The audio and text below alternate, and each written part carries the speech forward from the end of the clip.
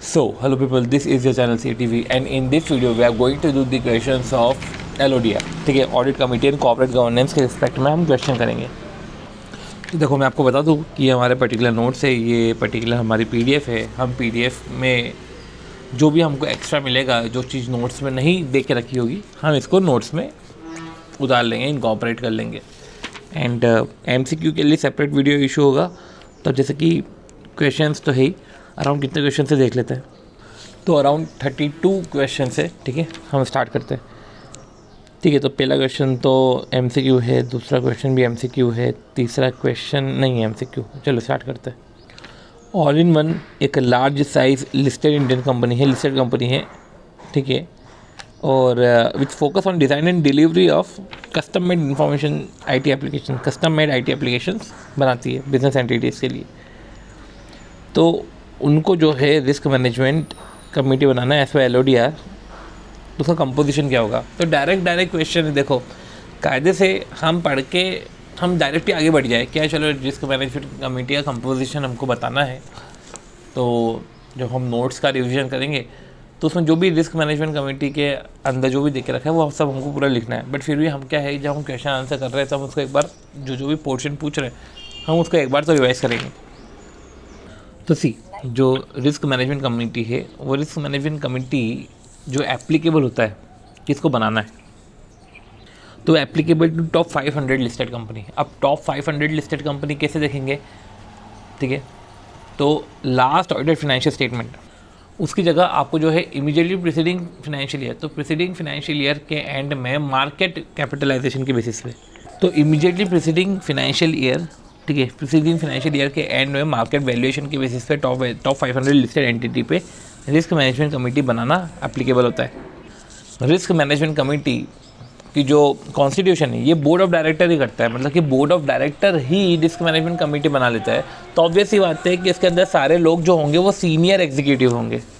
जैसा कि नोट्स में लिख दिया है टॉप 500, ये भी लिख दिया कि जो सारे मेंबर है ना वो सीनियर एग्जीक्यूटिव है, और जिसमें मेजॉरिटी सारे मेंबर वैसे भी सीनियर है, और सीनियर में भी मेजॉरिटी इंक्लूडिंग चेयरपर्सन वो तो बोर्ड ऑफ डायरेक्टर के ही मेंबर होंगे। ठीक है, तो एक तो सीनियर लोग हैं और सीनियर में भी जो बोर्ड ऑफ डायरेक्टर के मेंबर है वो इधर आ जाएंगे। तो अपन ये जो बोल रहे हैं कि सारे मेंबर सीनियर होंगे और मेजॉरिटी मेंबर इंक्लूडिंग चेयरपर्सन वो बोर्ड ऑफ डायरेक्टर के मेंबर होंगे। अब यही अगर outstanding superior right equity share है कंपनी के, तो ऐसे केस में मेजॉरिटी नहीं 2/3 रहेंगे, और वो 2/3 बोर्ड ऑफ डायरेक्टर के मेंबर नहीं 2/3 इंडिपेंडेंट डायरेक्टर रहेंगे। ऐसे केस में बोल दिया जाता है कि 2/3 इंडिपेंडेंट डायरेक्टर रहेंगे, और ये लिखा हुआ है कि 2/3 इंडिपेंडेंट डायरेक्टर रहेंगे। तो देखो सबके सब senior executive, board of majority जो है, ठीक है, इंक्लूडिंग चेयरपर्सन वो बोर्ड ऑफ डायरेक्टर के मेंबर, पर हाँ 2/3 इंडिपेंडेंट डायरेक्टर। ये तो चलो हो गया। ठीक है, तो फंक्शन क्या है? फंक्शन क्या है इनका? अब बोर्ड ने ही रिस्क मैनेजमेंट कमेटी बनाई है, तो बोर्ड ही जो है roles and responsibility risk management committee को देगा। तो रिस्क मैनेजमेंट कमेटी के कुछ रोल्स एंड रिस्पॉन्सिबिलिटीज़ डिफाइंड है। इनफैक्ट जो मॉनिटरिंग और रिव्यू होता है ना, monitoring and review of risk management plan, वो बोल रहा है कि आपको क्रिएट तो नहीं करना रिस्क मैनेजमेंट प्लान, पर रिस्क मैनेजमेंट प्लान को मॉनिटरिंग एंड रिव्यू करना है और चेक करना है, ठीक है, कि वेदर जो रिस्क मैनेजमेंट है वो as per the framework, as per the plan हो रहा है कि नहीं हो रहा है। तो आपको मॉनिटरिंग एंड रिव्यू करना है। बाकी रोल्स एंड रिस्पॉन्सिबिलिटी मैंने डिफाइन करके रखी है ऐसा। तो इस तरीके से रिस्क मैनेजमेंट प्लान हमने करा। ठीक है, चलो की feature of qualified and independent audit committee, उसके की फीचर क्या है? तो ऑडिट कमेटी के एक तरीके से की फीचर पूछे। फिर अगला कि हर लिस्टेड एंटिटी को qualified and independent audit committee बनाना है, ठीक है, in accordance with terms of reference. तो मेन फीचर बताओ, constitute qualified and independent audit committee terms of reference के तहत, और वही की फीचर एक जैसे क्वेश्चन बार बार। तो देखो qualified and independent audit committee, तो audit committee qualified and independent regulation है इसके LODR में। तो देखो ये नोट्स में देख रखा है और मैं इधर से भी आपको बताता हूँ। देखो ऑडिट कमेटी में जो है 3 डायरेक्टर है, ये सब नोट्स में देख रखा है, मिनिमम 3 डायरेक्टर, और जैसे इसमें बोलते हैं मेजॉरिटी इंडिपेंडेंट, LODR में 2/3 जो है इंडिपेंडेंट है, और फिर outstanding superior right equity share है, तो ऐसे केस में सारे ही इंडिपेंडेंट है। आउटस्टैंडिंग सुपीरियर राइट, ठीक है, तो ओनली कंप्राइज इंडिपेंडेंट डायरेक्टर। तो क्या है कि 3 डायरेक्टर है, 2/3 इंडिपेंडेंट डायरेक्टर, सुपीरियर राइट है तो ऑल इंडिपेंडेंट डायरेक्टर, चेयरपर्सन खुद इंडिपेंडेंट डायरेक्टर। फिर सारे मेंबर जो है वो फिनेंशियली लिटरेट होने चाहिए, ठीक है। जैसे उधर लिखा हुआ रहता है 177 में कि all member should be able और majority of member shall be able to read and understand financial statement. ये बोल रहे हैं कि रीड एंड अंडरस्टैंड की कोई बात ही नहीं होती, वो तो सबको होना ही चाहिए।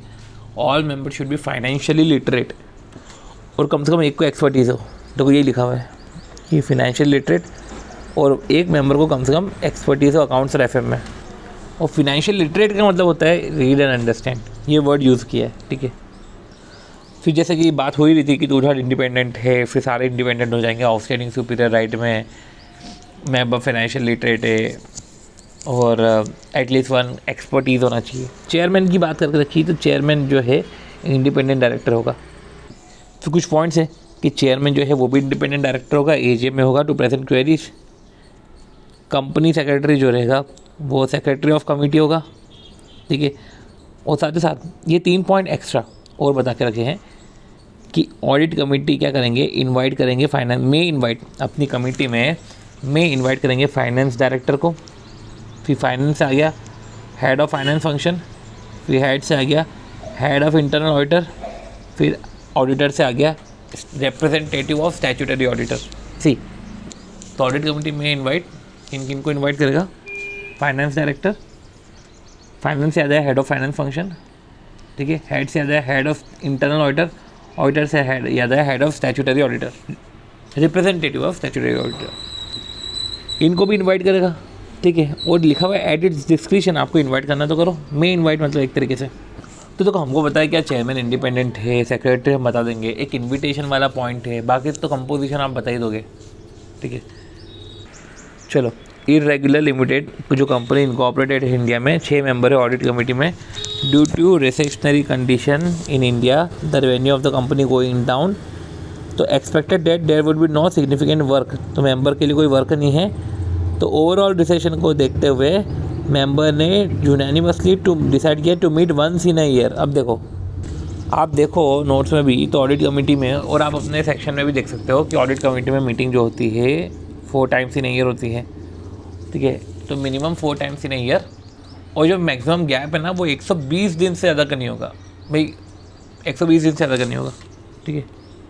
मैक्सिमम से मैक्सिमम 2 मीटिंग के बीच में 120 दिन का गैप हो, बाकी मिनिमम 4 मीटिंग तो होगी। तो ये वंस ही नहीं है तो गड़बड़ हो गया, ठीक है, ऐसा नहीं कर सकते। और क्या लिखा हुआ है, on they review monthly information system of the company, ठीक है। तो अभी ऑडिट कमेटी ये रिव्यू करेंगे MIS of the company and found no error. तो पहले देखो कि जो इन्होंने डिसीजन लिया क्या वो इन लाइन है क्या। तो भाई देखो अपन ने पढ़ा है कि at least 4 times in a meeting, तो अब 4 टाइम्स ही नहीं है तो आपको मीट करना है। तो उस मीटिंग में भी अगर देखा जाए, ठीक है, 2 या 1/3 विच एवर इज़ हायर, ठीक है। तो 2 या 1/3 विच एवर इज़ हायर, जैसे कि 6 है तो 1/3 हो गया 2, 3 है तो 1/3 हो गया 1, तो 2 और 1/3 विच एवर इज़ हायर, उसमें भी और एटलीस्ट 2 इंडिपेंडेंट डायरेक्टर। तो लिखा है 2, 1/3 हायर, 2 इंडिपेंडेंट डायरेक्टर। अभी पॉइंट ये है कि हमने कंपोजिशन देख लिया, ठीक है। अब आती बात मैंडेटरी रिव्यू की, तो ऑडिट कमेटी में ही ऐसा है कि आपको मैंडेटरी रिव्यू एरिया से कुछ, ठीक है। तो there are some mandatory review requirement, और रिव्यू करना MIS का वो सफिशिएंट नहीं है, मैंडेटरी रिव्यू एरिया से बहुत सारे एरिया से। तब क्या है कि मैंडेटरी रिव्यू एरियाज आप बता दो तो एक तरीके से क्वेश्चन हो जाएगा, ठीक है। अब देखो मैंडेटरी रिव्यू एरिया मतलब कि हमको ये रिव्यू करना ही करना है, तो 1, 2, 3 इस तरीके से है, ठीक है। 1 से क्या है, management discussion and analysis report, management discussion and analysis report. तो management discussion and analysis report है जहाँ पे एनालिसिस क्या होगा, ऑपरेशनल रिजल्ट, फिनेंशियल कंडीशन, तो जो भी फाइनेंशियल कंडीशन है, ऑपरेशनल रिजल्ट है, उसका होगा डिस्कशन।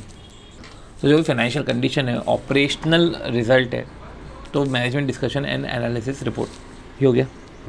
एंड फिर आएगा रिव्यू क्या आएगा, statement of deviation. Statement of deviation में आएगा क्वार्टरली स्टेटमेंट ऑफ डेविएशन पहले पॉइंट में, एनुअल स्टेटमेंट ऑफ डेविएशन, ठीक है। तो ये हो गया एक तो स्टेटमेंट ऑफ डेविएशन में क्वार्टरली और एनुअल, ठीक है। और एक होता है statement of related party transaction. अब देखो क्वार्टरली स्टेटमेंट ऑफ डेविएशन के साथ इंक्लूड करेंगे मॉनिटरिंग एजेंसी की रिपोर्ट ऑफ मॉनिटरिंग एजेंसी जो सबमिट करेंगे स्टॉक एक्सचेंज को। तो quarterly statement of deviation include report of monitoring agency submitted to stock exchange. फिर annual statement of deviation in respect of utilisation of fund, और एक हो गया statement of related party transaction. तो एक हो गया management discussion and analysis report, quarterly statement of deviation, annual statement of deviation in respect of utilisation of funds and then statement of related party transaction. फिर आते 3 point auditor के। अब auditor के 3 point क्या है? सबसे पहले इंटरनल ऑडिटर का रिपोर्ट, इंटरनल ऑडिटर का इंटरनल कंट्रोल वीकनेस के ऊपर रिपोर्ट। तो वीकनेस, ठीक है, वीकनेस इन इंटरनल कंट्रोल, ठीक है, report on the weakness of internal control submitted by internal control auditor. तो इंटरनल कंट्रोल ऑडिटर या इंटरनल ऑडिटर बोलो, उसका इंटरनल कंट्रोल वीकनेस पर रिपोर्ट। तो अभी इंटरनल ऑडिटर ने रिपोर्ट दी। अब मैनेजमेंट ऑडिटर या स्टैट्यूटरी ऑडिटर, इंटरनल के बाद स्टैट्यूटरी ऑडिटर, वो इंटरनल कंट्रोल वीकनेस पे लेटर देगा इंस्टेड ऑफ रिपोर्ट, ठीक है। और इंटरनल ऑडिटर से क्या है? Appointment, removal and terms of remuneration of chief internal auditor. तो इंटरनल ऑडिटर की report on internal control weakness, appointment, remuneration and removal of chief internal auditor, उसको रिव्यू करेगा। साथ ही साथ स्टैट्यूटरी ऑडिटर का इंटरनल कंट्रोल वीकनेस पे letter. तो ये सब है 1 2 3, राइट। अब देखो, list few document data mandatory review, कुछ डॉक्यूमेंट बताओ जो आपको रिव्यू करने ही करने हैं। सी वही mandatory review the following information, ये सारी की सारी चीज़ें हैं।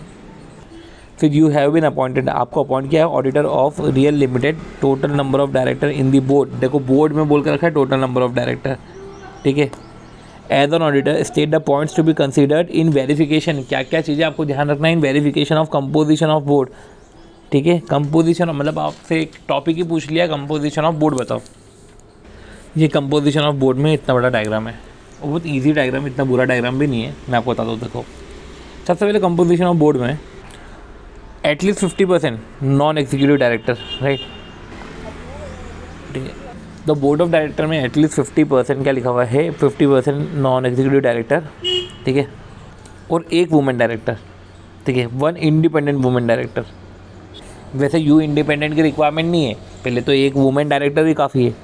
तो आधे नॉन एग्जीक्यूटिव है और एक वुमेन डायरेक्टर है, तो ठीक है। अब पॉइंट ये है कि वुमेन डायरेक्टर को थोड़ा सा और रिफाइंड कर दिया कि नहीं, इंडिपेंडेंट वुमेन डायरेक्टर होना चाहिए। और वो ये 1 अप्रैल 2019 से 500 और 1 अप्रैल 2020 से 1000, ठीक है। मतलब कि टॉप 500 लिस्टेड एंटिटी को 1 अप्रैल 2019 से एक इंडिपेंडेंट वुमेन डायरेक्टर, और टॉप 1000 को 1 अप्रैल 2020 से एक इंडिपेंडेंट वुमेन डायरेक्टर अपॉइंट करना है। और आपको पता है कि टॉप 500 और टॉप 1000 जो लिस्टेड एंटिटी है वो कैसे डिटरमाइन करते हैं? प्रीसीडिंग फाइनेंशियल ईयर और मार्केट कैपिटलाइजेशन के बेसिस पे। तो अभी तक तो हमने सिर्फ ये वाला पोर्शन देखा, ठीक है, कि इसमें एटलीस्ट 50% नॉन एग्जीक्यूटिव और एक वुमेन डायरेक्टर। अब पॉइंट ये है कि इसमें अगर आपका चेयरपर्सन नॉन एग्जीक्यूटिव है, ठीक है, तो फिर तो कोई दिक्कत ही नहीं। जब चेयरपर्सन खुद ही नॉन एग्जीक्यूटिव है तो आधे इंडिपेंडेंट डायरेक्टर हो, 1/3 इंडिपेंडेंट डायरेक्टर हो तो चलेगा। पर अगर चेयरपर्सन एग्जीक्यूटिव है तो आपको 1/3 क्या, हाफ इंडिपेंडेंट डायरेक्टर आपको रखना पड़ेंगे। ये है, चेयरपर्सन नॉन एग्जीक्यूटिव है ना, तो 1/3 इंडिपेंडेंट डायरेक्टर, अगर चेयरपर्सन एग्जीक्यूटिव है तो हाफ इंडिपेंडेंट डायरेक्टर रखना पड़ेंगे। फिर कुछ पॉइंट ये है, तो अभी हमने कंपोजिशन में क्या देखा कि देखो non executive director, women director, फिर वुमेन डायरेक्टर में देख लिया वो इंडिपेंडेंट वाला, फिर हमने देख लिया कि चेयरपर्सन पे डिपेंड करता है कि चेयरपर्सन कितने होंगे। चेयरपर्सन नॉन एग्जीक्यूटिव है तो 1/3, एग्जीक्यूटिव है तो हाफ, ये पूरा सीन हो गया। अब बात आती है कि बोर्ड के कंपोजिशन में टॉप 500 या टॉप 1000 में जो है 6 डायरेक्टर चाहिए फ्रॉम 1 अप्रैल 2019, पर टॉप 2000 में वही 6 डायरेक्टर पर 1 अप्रैल 2020 से 2000 है। तो 500,000 इंडिपेंडेंट वुमेन डायरेक्टर का, 1000-2000 कंपोजिशन का, और कंपोजिशन में 6 मिनिमम 6 डायरेक्टर तो होना ही होना, ठीक है। और जो मैं ये बोल रहा हूँ कि 50% नॉन एग्जीक्यूटिव है, ऑब्वियस सी बात है कि जहाँ पे outstanding superior right equity share से, तो ऐसे केस में आधे इंडिपेंडेंट डायरेक्टर होने चाहिए, ठीक है। तो उसमें आधे इंडिपेंडेंट डायरेक्टर होने चाहिए। आप समझो, नॉन एग्जीक्यूटिव डायरेक्टर जो मैंने आपको बोला, ठीक है ना, कि चेयरपर्सन नॉन एग्जीक्यूटिव है तो क्या होगा, एग्जीक्यूटिव हो तो क्या होगा। नॉन एग्जीक्यूटिव की एज 75 से ऊपर नहीं होनी चाहिए। और अगर 70 अपना कंपनी एक्ट में अगर 75 या उसके ऊपर है और आप उसका अपॉइंट या रीअपॉइंट कर रहे हो, तो ऐसे केस में स्पेशल रिजोल्यूशन पास करना पड़ेगा plus explanatory statement attach to the notice of meeting. उस रिजोल्यूशन जिस मीटिंग में पास होगा उस मीटिंग के नोटिस में एक एक्सप्लेनेटरी स्टेटमेंट अटैच होगा जो शो करेगा जस्टिफिकेशन। तो ये लिखा हुआ है कि ऑडिटर को इंश्योर करे कि नो लिस्टेड एंटिटी, कोई भी लिस्टेड एंटिटी शैल अपॉइंट और कंटिन्यू डायरेक्टरशिप, तो अपॉइंट नहीं करे, डायरेक्टरशिप को रीअपॉइंट नहीं करे जो भी है, जिसने अटेंड कर दिया 75 ईयर्स ऑफ एज।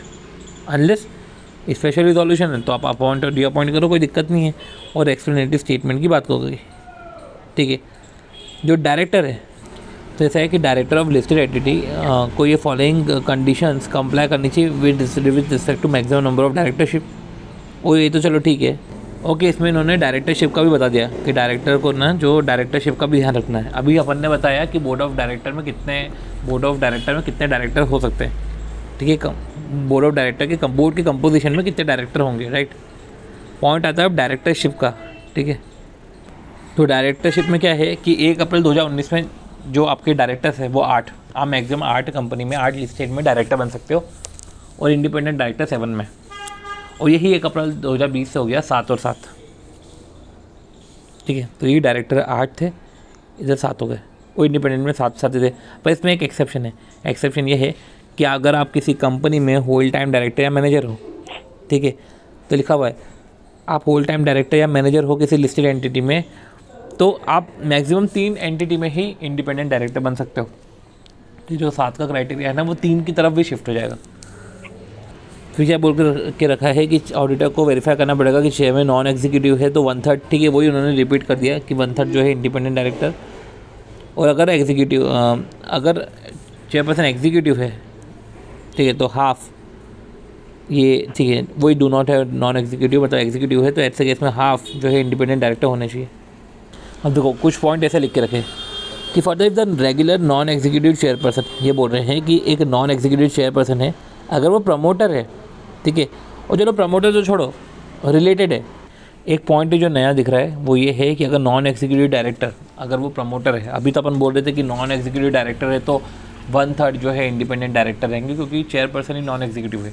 पर ये बोल रहे हैं कि अगर नॉन एग्जीक्यूटिव चेयरपर्सन है, ठीक है, और वो प्रमोटर है, वो खुद ही प्रमोटर है या प्रमोटर से रिलेटेड है, ठीक है, वो खुद ही प्रमोटर है या रिलेटेड टू प्रमोटर है, रिलेटेड टू प्रमोटर या person occupying the management position, अब वो मैनेजमेंट पोजीशन बोर्ड लेवल पे हो या 1 लेवल बिलो दी बोर्ड हो, ठीक है, तो ऐसे केस में भी हाफ ही इंडिपेंडेंट डायरेक्टर होंगे। फिर वही नंबर ऑफ डायरेक्टर, तो ऑडिटर को ये इंश्योर करना पड़ेगा कि बोर्ड ऑफ डायरेक्टर टॉप 1000 में 6 हो 1 अप्रैल 19 से, टॉप 2000 में 6 हो 1 अप्रैल 2020 से। और फिर उन्होंने ये भी पॉइंट लिख दिया, मतलब इन्होंने सारे ही पॉइंट लिख दिए एक तरीके से। अपॉइंटमेंट के ऊपर लिख दिया, इस पर लिख दिया, क्या लिखा हुआ है कि 1 अप्रैल 2020 से जो है ऑडिटर शैल इंश्योर कि chairperson of the board of the top 500, ये टॉप 500 की बात करें कि टॉप 500 में चेयरपर्सन एमडी और सीईओ से रिलेटेड नहीं होना चाहिए, ठीक है, एमडी और सीईओ से चेयरपर्सन रिलेटेड नहीं होना चाहिए। और वही है कि outstanding superior right equity share हो तो एटलीस्ट आधे जो है इंडिपेंडेंट डायरेक्टर होंगे, वो तो ठीक है। और हाँ चलो ठीक है, ये तो अपने सब लिखा। अब annual disclosure submitted by director to the board of directors, क्योंकि डायरेक्टर जो है बोर्ड ऑफ डायरेक्टर को सबमिट करेगा annual disclosure, may be examined for this purpose if the board of director has followed a particular procedure to ascertain the independence of director। देखो अगर independence of director check करने के लिए कि independence है कि नहीं इसमें, ठीक है, तो अगर बोर्ड ऑफ डायरेक्टर ने कुछ प्रोसीजर फॉलो करी है, तो पर्टिकुलर प्रोसीजर से अगर फॉलो करा है तो ऑडिटर को भी जो है उसको एग्जामिन करना पड़ेगा। ये है, और बोल दिया कि independent non executive director apart from receiving remuneration should not have and should not have any material pecuniary relationship, मतलब वही कि मटेरियल पिक्यूनरी रिलेशनशिप ये इंडिपेंडेंट डायरेक्टर पे जो हमने स्टार मार्क करके रखा था वो यही है कि मटेरियल पिक्यूनरी रिलेशनशिप नहीं होनी चाहिए वो सबके साथ, कंपनी, एसोसिएट, ठीक है, सब्सिडियरी, होल्डिंग, और उनके प्रमोटर, डायरेक्टर, ठीक है, और preceding 2 financial year plus current year, right. और साथ ही साथ ये भी लिखा हुआ है कि जो इंडिपेंडेंट डायरेक्टर है खुद से या रिलेटिव से डायरेक्टली इनडायरेक्टली, ठीक है, should not be a material supplier, वो मटेरियल सप्लायर, सर्विस प्रोवाइडर और customer, lessor, lessee of the listed entity, ठीक है, तो should not be and should not be a substantial share holder, कुछ भी नहीं होना चाहिए, ठीक है। तो सब्सटैंशियल शेयर होल्डर का मतलब कि 2% और मोर पे आप सब्सटैंशियल हो जाते हो, मतलब कि लेस देन 2% पे जो है नॉन सब्सटैंशियल हो। फिर एक नया पॉइंट और अटैच हो गया जो इधर लिखा हुआ था कि इंडिपेंडेंट डायरेक्टर डायरेक्टली या इनडायरेक्टली, मतलब रिलेटिव के साथ जो भी है, वो मटेरियल सप्लायर नहीं होना चाहिए, सर्विस प्रोवाइडर नहीं होना चाहिए। देखो मटेरियल देगा या सर्विसेज देगा, दोनों नहीं देना चाहिए, ना तो लेना चाहिए ना तो कस्टमर, इनफैक्ट ना तो लेसर लेसे भी नहीं होना चाहिए। सब्सटैंशियल शेयर होल्डर तक नहीं होना चाहिए। सब्सटैंशियल शेयर होल्डर मतलब कि जो होल्ड कर रहा है 2% of voting power of the, जो होल्ड कर रहा है एटलीस्ट 2% ऑफ वोटिंग पावर, तो वो भी नहीं करना। तो बहुत सारी चीज़ें हमने देखी, राइट, बहुत सारी चीज़ें इसमें बोलने की है, ठीक है। तो अब मैं क्या ही बोलूँ कि इसमें इंडिपेंडेंट नॉन एग्जीक्यूटिव डायरेक्टर और वुमेन डायरेक्टर का बोल दिया, फिर चेयरपर्सन नॉन एग्जीक्यूटिव हो तो कितने इंडिपेंडेंट डायरेक्टर होंगे, फिर अपन ने देखा कि outstanding superior at equity share है। फिर अपन ने ये देखा कि नहीं, नॉन एग्जीक्यूटिव डायरेक्टर में भी अगर वो प्रमोटर है या प्रमोटर से रिलेटेड है, ठीक है, या मैनेजमेंट पोजीशन, जो पर्सन जो मैनेजमेंट पोजीशन ऑक्यूपाई करता है बोर्ड लेवल पे या 1 ठीक है 1 लेवल बिलो द बोर्ड, तो उससे रिलेटेड है तो 1/2 ही इंडिपेंडेंट डायरेक्टर होंगे। इंडिपेंडेंट डायरेक्टर में वही मटेरियल पिक्यूनियर रिलेशनशिप नहीं होल्ड करना current year plus preceding 2 financial year, और तो कोई पिक्यूनियर रिलेशनशिप नहीं होना चाहिए with cash and PD in current year and preceding 2 financial year. साथ ही साथ अपन ने ये देखा material supplier, service provider, lessor lessee, customer कुछ नहीं होना चाहिए। फिर अपन ने एक ये भी पॉइंट पढ़ा कि 1 अप्रैल 2020 से टॉप 500 लिस्टेड एंटिटी में चेयरपर्सन तो इनफैक्ट रिलेटेड भी नहीं होना चाहिए एमडी और सीईओ से। डायरेक्टरशिप का पॉइंट देखा, इंडिपेंडेंट डायरेक्टरशिप कितनी कर ले सकते हो आप, इनफैक्ट बोर्ड में नंबर ऑफ डायरेक्टर कितने होंगे, ये सब हमने पॉइंट देखे, तो अच्छे खासे पॉइंट है। पर जो भी है वो इस डायग्राम में काफ़ी है, और साथ ही साथ एक डायरेक्टरशिप का पॉइंट है, वो सेपरेट पेज में देख रखा है। चलो, comment on the following in the light of certificate of compliance, comment on the following in the light of certificate of compliance of condition, कि क्या आपने कॉर्पोरेट गवर्नेंस की कंडीशन का कंप्लायंस करा है, ठीक है। तो एक सर्टिफिकेट इशू कर रहे थे लिस्टेड कंपनी के लिए। तो अब देखो बोर्ड में 10 डायरेक्टर है, तो ये बोर्ड में 10 डायरेक्टर है including a non executive director chairman. तब देखो अगर कंडीशन कंप्लाई करोगे तो सर्टिफिकेट अच्छा आएगा। अब जब नॉन एग्जीक्यूटिव डायरेक्टर चेयरमैन है तो 1/3, ठीक है। 5 ऑडिट कमेटी की मीटिंग हुई, कोई दिक्कत नहीं है, अप्रैल जून, ठीक है, 120 दिन तो नहीं हुए, ये 120 दिन से क्रॉस हो गया। सितंबर से जनवरी, सितंबर, अक्टूबर, नवंबर, दिसंबर, ये 120 दिन से क्रॉस हो गया, ठीक है। तो देखो ये लिखा हुआ है, ठीक है, कि जी देखो मोर देन 182 डेज हो गया, तो क्वालिफिकेशन चले जाएगा। फिर देखो 4 इंडिपेंडेंट डायरेक्टर है जिसमें एक ने रिज़ाइन करा 25/5 को। 4 कैसे? 4 इंडिपेंडेंट डायरेक्टर, एक तो 1/3 होते 3.33, 4 इंडिपेंडेंट डायरेक्टर है, ठीक है। एक ने रिज़ाइन कर दिया और नए को अपॉइंट करा, और नए को अपॉइंट जो है 25/5 को एक ने रिज़ाइन करा, तो नए को 1 सितंबर को अपॉइंट किया। तो ऐसा है कि जो अपॉइंटमेंट होता है वो होता है नेक्स्ट 3 मंथ और इन 3 मंथ और इमीडिएटली नेक्स्ट जनरल मीटिंग। तो दोनों में से जो भी लेटर हो तब ठीक है, नेक्स्ट 3 मंथ में फिल कर दो। अभी लिखा है chairman of audit committee did not attend, तो अटेंड तो करना है, इसकी ड्यूटी है अटेंड करना। तो लिखा हुआ है शैल भी प्रेजेंट है, उसको प्रेजेंट ही होना पड़ेगा, ठीक है। तो आपको लिखना पड़ेगा कि ये प्रेजेंट नहीं हुआ तो क्वालिफिकेशन जाएगा। अब देखो the internal auditor report were obtain bye, अब देखो internal auditor report obtain bye audit committee quarterly basis पे, जिसमें Q1 में कुछ सीरियस इरेगुलरिटी कमेंट करी थी, ठीक है। Agenda of audit committee did not deliberate and take note of the issue, और ऑडिट कमेटी के एजेंडा में ये इशू को बताया ही नहीं, जबकि इंटरनल कंट्रोल में इंटरनल ऑडिट रिपोर्ट मंगवाई थी जब, तो उसके पहले क्वार्टर में ही एक कुछ सीरियस इरेगुलरिटी थी ऑनलाइन ऑक्शन में, मतलब इंटरनल कंट्रोल वीकनेस हुई, उसने एक तरीके से रिपोर्ट दी है। तो ये तो मैंडेटरी रिव्यू एरिया से, तो आपको तो इसका नोट लेना चाहिए था। देखो मैंडेटरी रिव्यू था, ठीक है, मैंडेटरी रिव्यू करना पड़ता है इंटरनल ऑडिट रिपोर्ट जो है इंटरनल कंट्रोल वीकनेस के ऊपर। तो अगर आपने जो है इन द गिवन सिचुएशन जो एजेंडा है ऑडिट कमेटी का, जिसमें डेलिब्रेट और कोई नोट ही नहीं लिया गया है on the serious irregularity, right. अब वो क्या लिखा हुआ है कि ऑडिटर शुड एसर्टेन वेदर और throughout the reporting period, कि whether throughout the reporting period board of director के पास ऑप्टिमम कॉम्बिनेशन है कि नहीं। अच्छा ये भी देखना कि आपको ऑडिटर शुड ascertain कि whether throughout the reporting period board of director comprise an optimum combination executive और non executive का with at least one woman director, ठीक है। और सी अभी अपन ने क्या देखा कि बोर्ड में 10 डायरेक्टर कंसिस्ट है, स्टार्टिंग में बोल दिया, और नॉन एग्जीक्यूटिव चेयरमैन है, ठीक है, ये बोल दिया। पर फिर ऑडिट कमेटी की बात कर ली, समझ रहे हो, ऊपर बोर्ड करा, फिर ऑडिट कमेटी की बात कर ली और इंडिपेंडेंट डायरेक्टर की बात कर ली। अब देखो, जब ऑडिट कमेटी बोले तो फिर तो ऑडिट कमेटी देखना है, अदरवाइज़ इंडिपेंडेंट डायरेक्टर है तो ये हमने बोर्ड के रिस्पेक्ट में चेक कर लिया। फिर वापस ऑडिट कमेटी पे क्वेश्चन आ गया, फिर वापस ऑडिट कमेटी पे क्वेश्चन आ गया, और फिर बोलते there is no women director.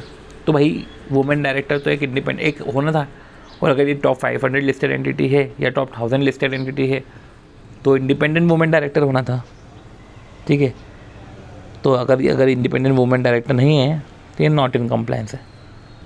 अब देखो सिचुएशन बताओ जब आप क्वालिफाइड रिपोर्ट दे दोगे, तो देखो अब अपन ने इतना सब कुछ पढ़ के रखा है, उसमें ज़रा सा भी इतना कंप्लायंस हमने देख के रखे हैं हर एक रेगुलेशंस में, ज़रा सा भी कुछ ऊपर नीचे हो तो क्वालिफिकेशन रिपोर्ट चले जाएगी। तो इतना कुछ खास नहीं था। डी लिमिटेड जो कंपनी इनकॉर्पोरेटेड है इंडिया में, 6 मेंबर है, उसकी ऑडिट कमेटी में 6 मेंबर है। ओवरऑल रिसेशन था, उनने रिव्यू करा MIS, मतलब वही है MIS रिव्यू करके ख़त्म कर दिया, पर नहीं ये तो गलत है ना, MIS रिव्यू करके थोड़ी ना काम ख़त्म करना है। और ये बोल रहे हैं कि मीटिंग वंस इन ईयर करेंगे, तो नहीं, मीटिंग वंस इन ईयर भी नहीं करना। कोरम रिक्वायरमेंट 2 या 1/3 whichever is higher and having at least 2 independent director. अगला FCA and associate chartered accountant is one of the leading auditing firm. तो FCA and associate, तो क्या लिखा हुआ है कि FCA एंड एसोसिएट जो चार्टर्ड अकाउंटेंट है is one of the leading auditing firm in Guwahati, ठीक है। तो एक असाइनमेंट मिला है जहाँ पे आपको कंप्लायंस कंडीशन देखनी है, ठीक है। एक लिस्टेड एंटिटी कोई outstanding superior right equity share नहीं है। अब देखो कुछ ऑब्जर्वेशन है, जैसे फाइन एक डायरेक्टर है कंपनी का और चेयरमैन भी है, राइट। जो फाइन है वो वन ऑफ द डायरेक्टर है एंड वो चेयरमैन भी है। डायरेक्टर कंपनी का, चेयरमैन है स्टेक होल्डर रिलेशनशिप कमेटी का, was acting as audit committee chairman and in four other listed company as well as 1 private limited company simultaneously. तो आप जो है चेयरमैनशिप कितने भी ले सकते हो, तो ऐसा है कि आप मेंबर तो जो है 10 कमेटी में बन सकते हो, पर चेयरमैनशिप जो है वो 5 में बन सकते हो, ठीक है। और 5 कंपनीज़ में भी पब्लिक कंपनी इंक्लूडेड है, लिस्टेड हो या नहीं हो, पर प्राइवेट कंपनी इंक्लूड नहीं है, फॉरेन कंपनी, सेक्शन 8 कंपनी, ये सब इंक्लूड नहीं है। तो अगर ये जो है स्टेक होल्डर में और 4 में है तो कोई दिक्कत नहीं है, क्योंकि प्राइवेट वाली कंपनी तो ऐसे भी इंक्लूड नहीं होती। तो लिखा हुआ है कि need not to be reported.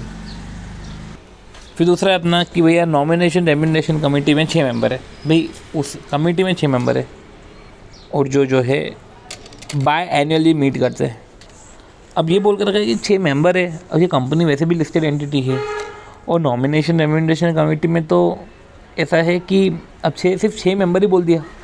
जबकि अगर बात करें तो कमेटी में चेयरपर्सन होते हैं, डायरेक्टर होते हैं, तो चेयरपर्सन इंडिपेंडेंट होगा, ठीक है। चेयरपर्सन इंडिपेंडेंट होगा, वो LODR बोलता है, वो जो है 3 नॉन एग्जीक्यूटिव डायरेक्टर होंगे, राइट, और हाफ इंडिपेंडेंट डायरेक्टर होंगे, यही सब लिखा हुआ होगा देखो कि। और रही बात मीटिंग की, ये बोल रहे एटलीस्ट वंस इन ईयर, और ये बाय एनुअली मीट करते हैं। बाय एनुअली मतलब साल में 2 बार नहीं, 2 साल में 1 बार। फिर आते हैं तीसरा पॉइंट कि जो रिस्क मैनेजमेंट कमेटी है उसके अंदर 9 डायरेक्टर है, out of which member of independent director. देखो अब रिस्क मैनेजमेंट कमेटी आ गया जिसमें 9 डायरेक्टर है, और अपन ने पढ़ा है कि सबसे पहले तो सारे मेंबर ही सीनियर एग्जीक्यूटिव हो, मेजॉरिटी बोर्ड ऑफ डायरेक्टर के हो, तो out of which number of independent director. तो अब इस कंपनी में तो outstanding superior right equity share तो है नहीं, तो बोल रहे कि मेजॉरिटी इंडिपेंडेंट है पर 2/3 से कम है।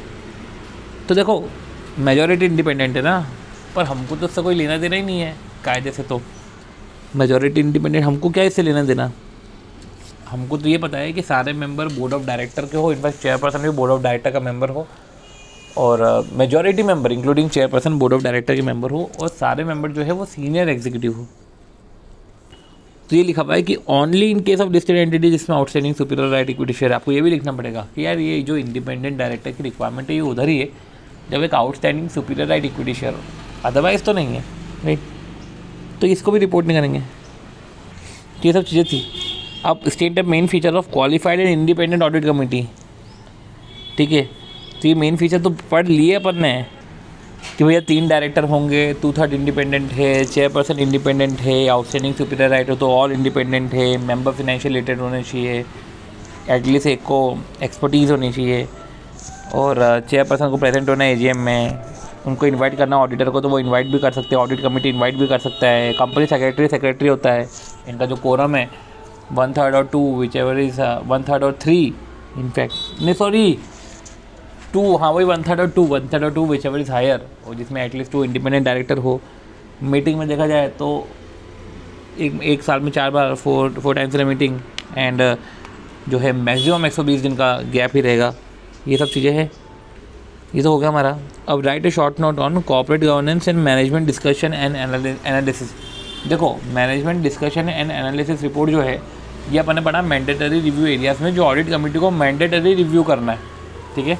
और एक कॉर्पोरेट गवर्नेंस के ऊपर शॉर्ट नोट लिखना है। तो देखो इसको हम देख लेंगे। कॉर्पोरेट गवर्नेंस के ऊपर लिखना है और मैंडेटरी रिव्यू एरियाज है ना।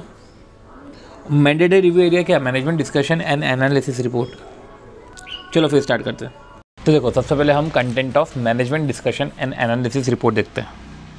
अब सबसे पहले जो management discussion and analysis report जो है वो should be a form of annual report. Annual report का ही पार्ट होना चाहिए। तो management discussion and analysis report सबसे पहले वो गाय के लिए होता है। तो ये रिपोर्ट रहती है in respect of financial condition and operational result. तो क्या लिखा हुआ है कि as a part of director report और इन एडिशन डे टू डायरेक्टर रिपोर्ट का पार्ट होती है। तो management discussion analysis report should form part of annual report, ठीक है। Management discussion and analysis should include discussion on the following matters. इन following matters में डिस्कशन होता है। तो इसके लिए SFIO करके निमोनिक था। एस से है हमारा सेगमेंट वाइज और प्रोडक्ट वाइज इन्फॉर्मेशन की, segment wise product wise information. अब ये जो एक सेगमेंट वाइज और प्रोडक्शन वाइज इन्फॉर्मेशन है, प्रोडक्ट वाइज इन्फॉर्मेशन है in accordance with index 117 index 108 जो भी है। F से financial performance and operational performance. I से industry structure development and outlook. Internal control system और उसकी एडिक्वेसी की प्रॉपर इंटरनल कंट्रोल सिस्टम उसकी एडिक्वेसी है कि नहीं। और O से अपॉर्चुनिटी थ्रेट्स, ठीक है। तो ऐसे सेगमेंट वाइज और प्रोडक्ट वाइज इन्फॉर्मेशन। F से है कि फाइनेंशियल परफॉर्मेंस ऑपरेशनल परफॉर्मेंस।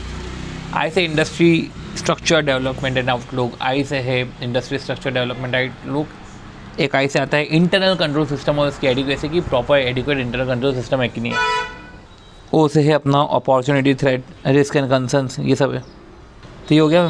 मैं वापस से बोलता हूँ, segment wise product wise information हो गया, ठीक है। ये कहाँ से कवर हुआ? Segment wise product wise. F क्या है?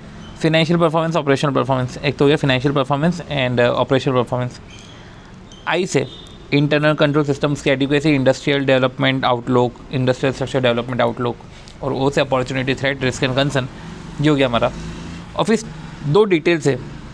एक तो है डिटेल ऑफ सिग्निफिकेंट चेंज और एक है डिटेल्स ऑफ चेंज। एक है details of change in return on net worth. अगर आप देखो तो डिटेल्स ऑफ एक सिग्निफिकेंट चेंज है और एक है डिटेल्स ऑफ चेंज। अब डिटेल्स ऑन चेंज जो है रिटर्न ऑन नेटवर्थ में, देखिए details of change in net worth as compare to, ठीक है। तो details of return on change in net worth, देखो details of change in return on net worth और चेंज क्या as compare to immediately preceding financial year. और फिर डिटेल्स ऑफ चेंज इन, और ये चेंज क्या है? सिग्निफिकेंट चेंज इन की रेशियोज है। सिग्निफिकेंट चेंज, सिग्निफिकेंट चेंज का मतलब क्या होता है? 25% या उससे ज़्यादा का चेंज है इनकी रेशियोज। की रेशियोज में liquidity, coverage ratio, turnover ratio, profitability ratio. तो 25% या उससे ज़्यादा, ठीक है। किस में? Liquidity ratio, coverage ratio, turnover ratio और प्रॉफिटेबिलिटी रेशियो। प्रॉफिटेबिलिटी रेशियो आपको पता ही है कि operating profit margin, GP margin, NP margin, जो कि profitability ratio. Turnover ratio, data turnover ratio, inventory turnover ratio, ठीक है। Coverage ratio, interest coverage ratio, liquidity ratio, current ratio, डेब्ट इक्विटी रेशियो। अब देखो बाद में क्या लिख के रखा है नोट में कि जो मैनेजमेंट डिस्कशन एनालिसिस रिपोर्ट है जिसमें फाइनेंशियल इन्फॉर्मेशन के साथ नॉन फाइनेंशियल इन्फॉर्मेशन भी है, ठीक है। तो auditor should concern with disclose only accuracy of fact. Hence auditor should concern with disclose only, इसको सिर्फ डिस्क्लोज करने का है, ठीक है। एक्यूरेसी ऑफ फैक्ट वो ऑडिटर ये चेक नहीं करेगा। ऑडिटर सिर्फ यही देखेगा कि ऑडिटर का सिर्फ यही कंसर्न है कि management discussion and analysis report में जो ज़रूरत की चीज़ें जानी चाहिए थी वो ऑडिट कमेटी ने डाली है कि नहीं डाली है, बस। अब ये चेक नहीं करने की जिम्मेदारी ये इसकी नहीं है कि इंटरनल कंट्रोल और segment wise product wise information और ये एक्यूरेसी ऑफ फैक्ट की एक्यूरेसी ऑफ फैक्ट ऑडिटर को उससे कोई लेना देना नहीं है। आती है बात फिर कॉर्पोरेट गवर्नेंस की। तो कॉर्पोरेट गवर्नेंस पे भी कुछ है पॉइंट्स। एक होता है कॉर्पोरेट गवर्नेंस की रिपोर्ट, ठीक है। अभी अपन ने मैनेजमेंट डिस्कशन एनालिसिस रिपोर्ट देखा, और एक है क्वार्टरली कॉर्पोरेट गवर्नेंस की रिपोर्ट जो, ठीक है, ये ऑडिटर रिपोर्ट इशू करता है इसके ऊपर। और एक होता है कॉर्पोरेट गवर्नेंस का सर्टिफिकेशन, ये सर्टिफिकेशन भी जो है ऑडिटर इशू करता है, ठीक है। अब देखो, और फिर आता है कॉर्पोरेट गवर्नेंस का रेगुलेशन। तो ये सब चीज़ें, रेगुलेशन, रिपोर्ट, सर्टिफिकेट, ठीक है। कॉर्पोरेट गवर्नेंस क्या होता है? कॉर्पोरेट गवर्नेंस एक ऐसा सिस्टम होता है थ्रू विच, जिस सिस्टम के थ्रू जो कंपनीज़ के जो मैनेजमेंट है वर्क करते हैं in the best interest of share holder. मतलब कॉर्पोरेट गवर्नेंस एक ऐसा सिस्टम है, मतलब कि एक ऐसा कंट्रोल या एक ऐसा गवर्नेंस है, पॉलिसी है, ठीक है, थ्रू विच कंपनी जो है डायरेक्ट और कंट्रोल बाय द मैनेजमेंट। तो अगर मैनेजमेंट के पास कॉर्पोरेट गवर्नेंस है तो मैनेजमेंट कंपनी को डायरेक्ट और कंट्रोल करेगी स्टेक होल्डर के इंटरेस्ट में, ठीक है, एक ग्रेटर ट्रांसपेरेंसी लेकर आएगी। And the board of director responsible for governance of their companies. Board of director की जिम्मेदारी होती है, ठीक है। अब देखो, फिर लिखा हुआ है कि स्ट्रीमलाइन करना, कंसोलिडेशन प्रोविजंस करना। तो LODR इसके लिए आया है, ठीक है, लिस्टिंग ऑब्लिगेशन, डिस्क्लोजर रिक्वायरमेंट, ठीक है। तो लिस्टिंग की ऑब्लिगेशन, डिस्क्लोजर रिक्वायरमेंट ऐसे कि इसमें जो है प्रोविजन स्ट्रीमलाइन एंड कंसोलिडेट हो गए। LODR के अंदर का स्ट्रक्चर में देखें तो दो पार्ट है, तो सब्सटेंटिव प्रोविजन है, तो LODR में सब्सटेंशियल प्रोविजंस है, और ये कुछ प्रोसीजरल रिक्वायरमेंट्स है जो शेड्यूल्स में देख रखी है। और ये LODR जो है पहले क्लॉज 49 था। इस टाइप के क्वेश्चन आते नहीं है, ये तब आते हैं जब क्लॉज 49 से जब LODR शिफ्ट हुआ था, तब उसके फ़ायदे बताने के लिए ये ऐसे टाइप के क्वेश्चन आते हैं, ठीक है। वही डिसऑनेस्ट लिमिटेड वाला क्वेश्चन आ गया, जब ये सोच रहे हैं कि साल में एक बार मिले और MIS रिपोर्ट के बेसिस पे इसने जो है रिव्यू कर दिया। तो अपन ने यही पढ़ा था कि MIS report is not covered in mandatory areas. आपको मैंडेटरी एरियाज़ को रिव्यू करना ही है, और साल में एक बार नहीं मीट करना, आपको जो है मिनिमम 4 बार तो मीट करना ही है।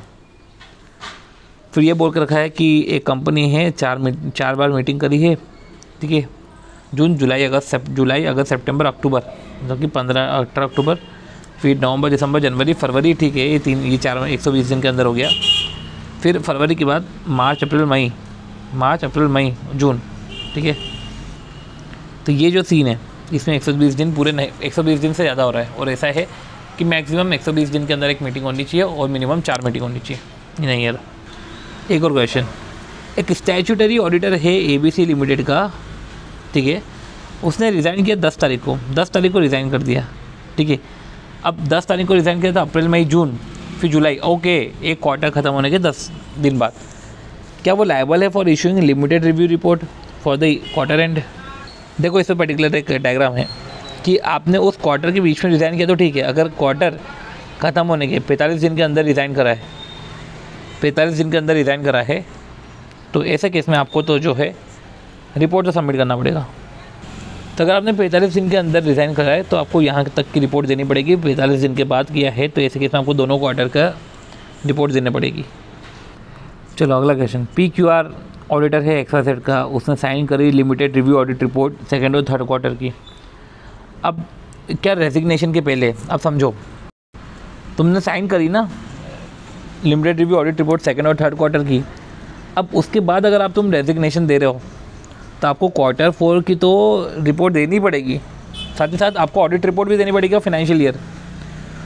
तो यही लिखा हुआ है कि अगर लिस्टेड एंटिटी मटेरियल सब्सिडियरी अगर वो रीअपॉइंट कर रहा है ऑडिटर को, देखो लिस्टेड एंटिटी मटेरियल सब्सिडियरी, ठीक है, लिस्टेड एंटिटी या मटेरियल सब्सिडियरी अगर वो अपॉइंट कर रहे हैं ऑडिटर को या रीअपॉइंट कर रहे हैं तो वो इंश्योर कर रहे हैं कंप्लायंस।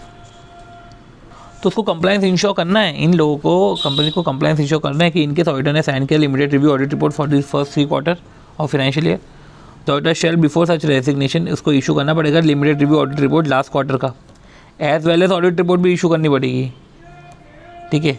तो फिर आप छोड़ के नहीं जा सकते, आपको फिर सभी जो है आपको सबकी रिपोर्ट देनी पड़ेगी, क्वार्टर 4 की रिपोर्ट देनी पड़ेगी, साथ ही साथ annual report of the financial year भी देनी पड़ेगी। फिर आती बात कि जो बोर्ड ऑफ डायरेक्टर PQR के, हैव लेड डाउन, उसने code of conduct laid down करा for all board members and senior management. Auditor is provided with the annual compliance affirmation receive from the board members.